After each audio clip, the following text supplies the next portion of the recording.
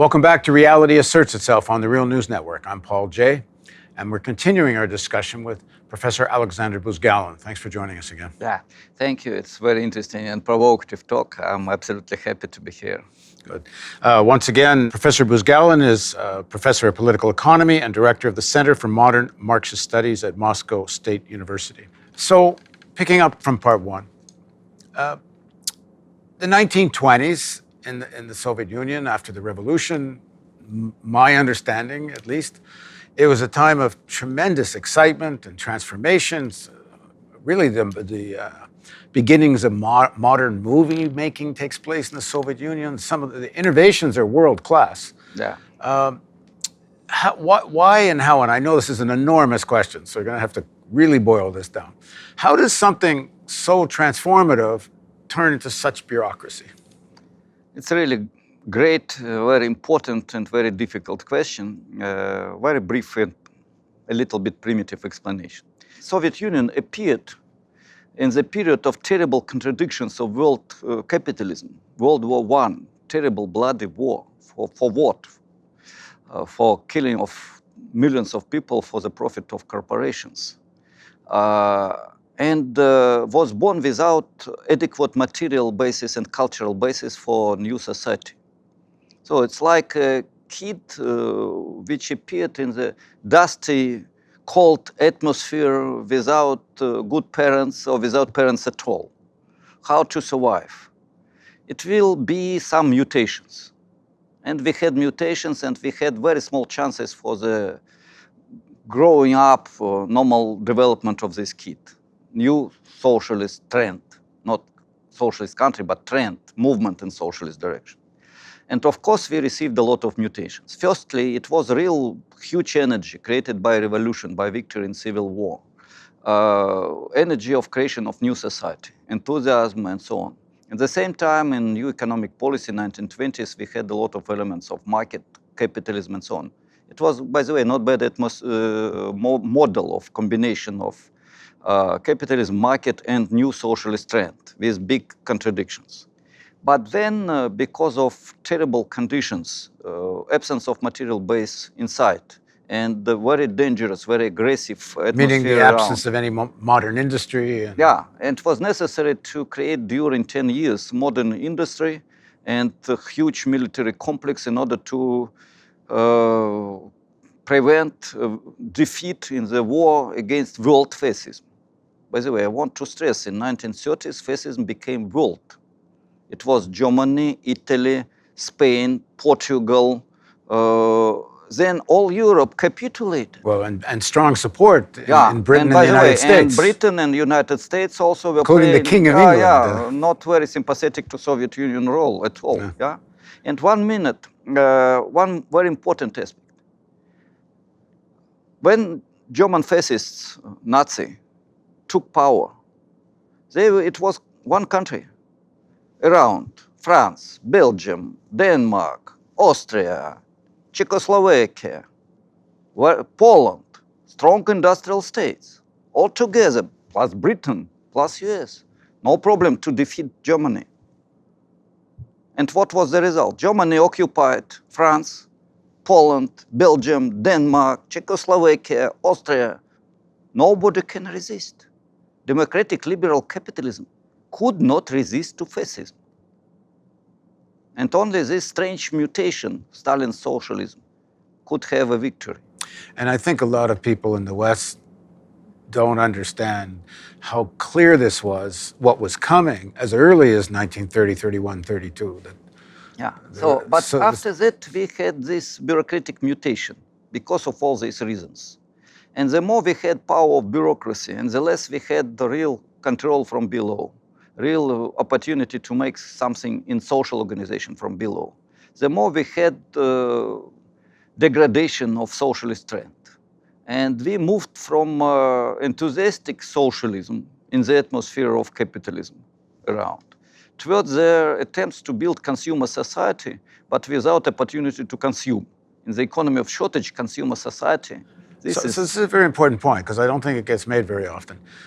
What you're arguing is the growth of fascism throughout Europe supported to a large extent by the British and the Americans, is one of an important condition for the bureaucratizing of the Soviet state. Militarization and bureaucratization, and for the very dictatorship type of political and social organization. But a country with socialist ideals is not supposed to be throwing hundreds of thousands of people in prisons. Of course, that's why I said this is mutation, and which led to the degradation and finally collapse. It was, we had reasons for this terrible mutation, but this mutation led to the collapse. You talked about the post-war period. The Russians beat the Americans to space, this explosion in sciences, even more development of modern industry, and particularly after so much of the country was destroyed in the war. What happened? Why a period of such growth after World War II to the eventual collapse of the Soviet Union? Again, an enormous question. But this is part of our life, my life of my generation. First of all, why so big success in some spheres? We had success in the spheres which are adequate for communism. Why? Communism, as I said, creative work together with friends. Education, creative work together with friends. Science, creative work together with friends. Competition, but very specific competition. Who is more smart? Who can present to another people more knowledge? Art, the same, creative, high technologies. So we were creating very fast material basis for communism. But in the spheres which are necessary for everyday life in industrial society, we were defeated by capitalism. It was a joke. We can make a strategic rocket, we can make fantastic result in education, but we cannot make normal pants and good shoes. Unfortunately, it was true. Again, why success? Because of planification, social property which gave material results for people, free of charge education. What is this? This is a material result of social property. A free of charge healthcare system. What is this? This is a result of social property. Growth 5% per year of real incomes and quality of life. This is a result of planification and plan and social property. But economy of shortage, absence of normal sausages, shoes, and so on. This is also a result of bureaucratic privatization and statization, bureaucratization of social property. So a real deep contradiction. And because of the decline of enthusiasm and growth of bureaucratic oppression, we received collapse of the Soviet Union, generally speaking. The underlying idea of a socialist economy is that it's a planned economy, and you can avoid the periodic crises of capitalism, given that it should give rise to an explosion of productivity and the productive forces and so on. It seems to me trying to do that with a paper and pencil, and I mean that literally, is impossible. I read somewhere that they were trying to figure out how to give somebody a raise on an assembly line because they worked harder than someone else. And by the time the process was finished, it was 2,000 signatures of people that had signed off on how to give somebody a raise to figure out what that person had added to the value of the product going down the assembly line. I don't know if the example is true, but the bureaucratization, is it not inevitable when you're trying to do that at that stage of economic development? Yes and no. Yes, because you described anecdotic situation and it is part of reality. No, because we had wonderful examples how such big project can work. By the way, in the United States, Apollon program also was based on the plan.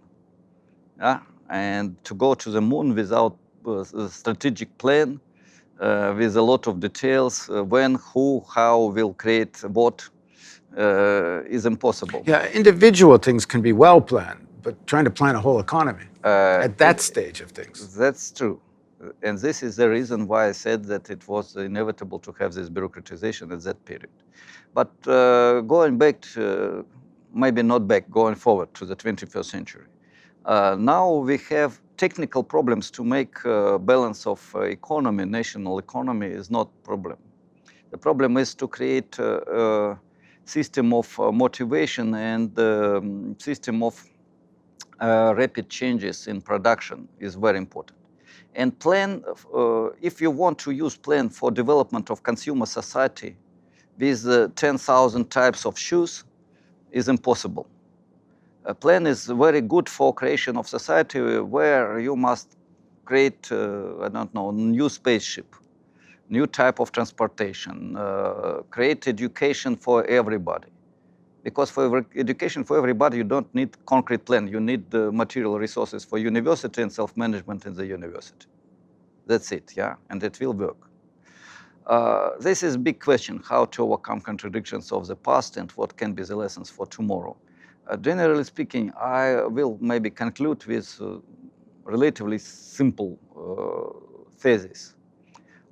First of all, movement from capitalist society towards the realm of freedom, communism in my or Marxist vision, is not a direct line.